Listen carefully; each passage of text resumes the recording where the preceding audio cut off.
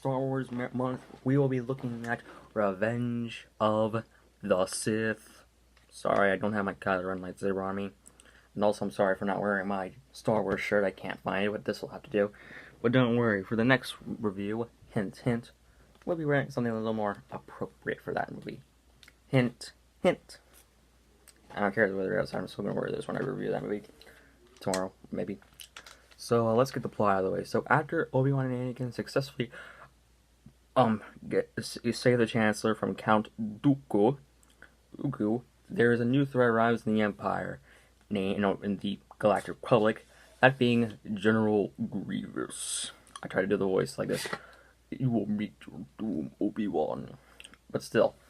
And another new threat named Darth Sidious is arriving. And also, there's something about Anakin that's not looking too good. He's becoming a little more bad. Something that's getting a little crawl beneath the skin. But still, what do I think of this movie? Well, I'm gonna be honest. I love this movie. Hey, put down your blaster. I see you over there. I see you. Put down your frickin' blaster, or else you're gonna get a lightsaber to the face. I know how to use this. Via me. But still, this is actually one of my top 5 favorite Star Wars movies. I'm being dead honest. Dead serious. But let's talk about the bad things first. Like everyone, I yell, I laugh at the stuff you laugh about. The whole Darth Vader doing this. No! Seriously, George? We had to have one of the best villains in movie history shout, no! I mean, don't get me wrong, the scene before that where they were showing Padme's birth and Darth Vader's Padme's death and Darth Vader's birth was awesome. I like the theory about how Darth Sidious used the remaining life source of Padme to bring Anakin back to life. That's a really cool theory. But up until that point where they were just doing the whole no, it was awesome. And I do laugh at the stuff like the cheesy romance, stuff like this. You're just so beautiful, Padme. Only when I'm in love. So, you only dress beautiful when you're in love. I do not want to know what you dress like when you're not in love. But, still, that's only really problems I have with the movie. I really like the fact that it's more focused to Anakin this time around. In Attack of the Clones, we got little pieces of Anakin becoming Darth Vader. Here it is in full glory. I do know people complain about him murdering children, and I do have a problem with that. But he's trying to save his wife. I mean, people would do that to save his wife, and I think Hayden Christensen's best form of acting, besides when he's the scene with Chancellor Palpatine, Anakin and the Chancellor do have some really cool chemistry. Especially, I love that Opera House scene where they build this whole mythos around Darth Plagueis the Wise. That scene was amazing. And other stuff like that. In fact, I do like the fact that there was only one politic talk in this movie, which, thank God. Seriously, even though I like the previous two movies, one problem I had with them was this, why are we having this political bullcrap in it? We don't care. But now there's only one scene, and that scene was also really good. And also, the CGI in this movie looks phenomenal. Even 13 years later, it still looks impressive. And it rivals some CGI movies today. And of course, the lightsaber duels are fantastic. My two personal favorites have to go to the Obi-Wan versus General Grievous fight, and of course, probably my favorite lightsaber duel in the entire franchise, Obi-Wan versus Anakin. That entire fight scene is masterful. It is one of my top 5 favorite action scenes in any movie I've ever seen. And also, I do have this bone I have with General Grievous, because here's the thing, if you don't know this, before Revenge of the Sith came out, there was this mini-series called Star Wars Clone Wars. No, not Star Wars, The Clone Wars, Star Wars Clone Wars, which was supposed to fill in the gap between Attack of the Clones and Revenge of the Sith.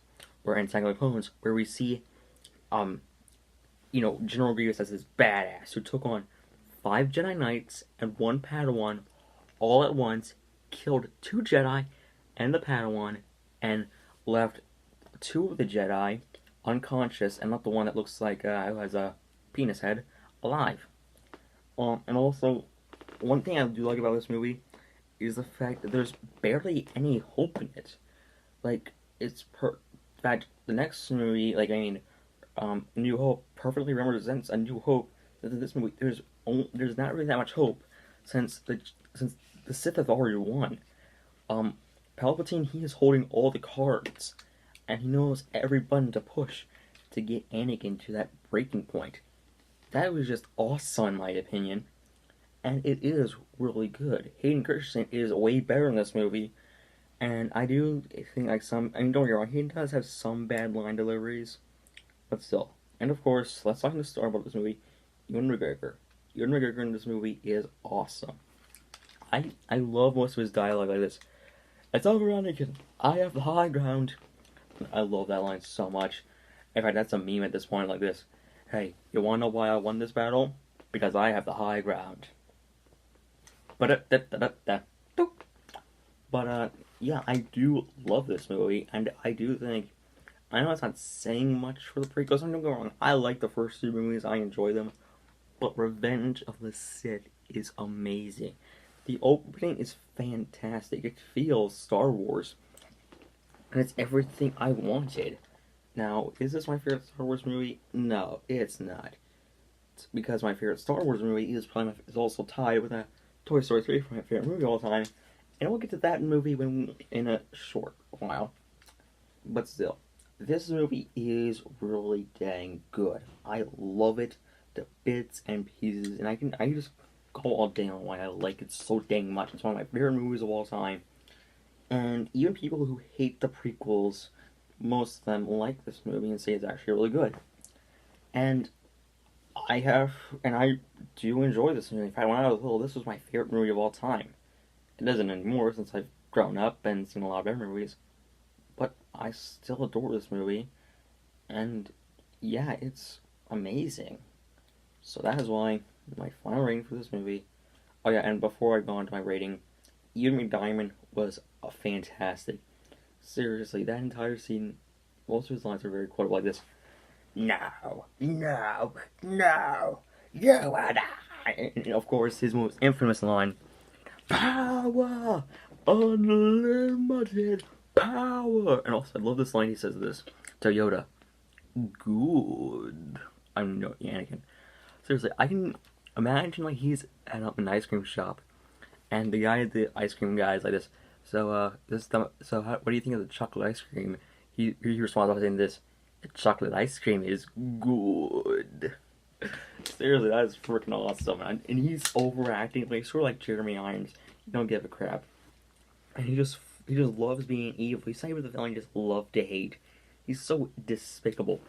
And also, I just love the fact that like here's what he should have said when Anakin found out he was the Palpatine. Here's what the Chancellor should have said. Only through me will you master the art of walking around with your head turned, because it looks like a true villain. And I cannot give my final rating without talking about this scene. Execute Order 66. Wait, no, I'm sorry. Execute Order 66. This is one of the greatest moments in any Star Wars movie.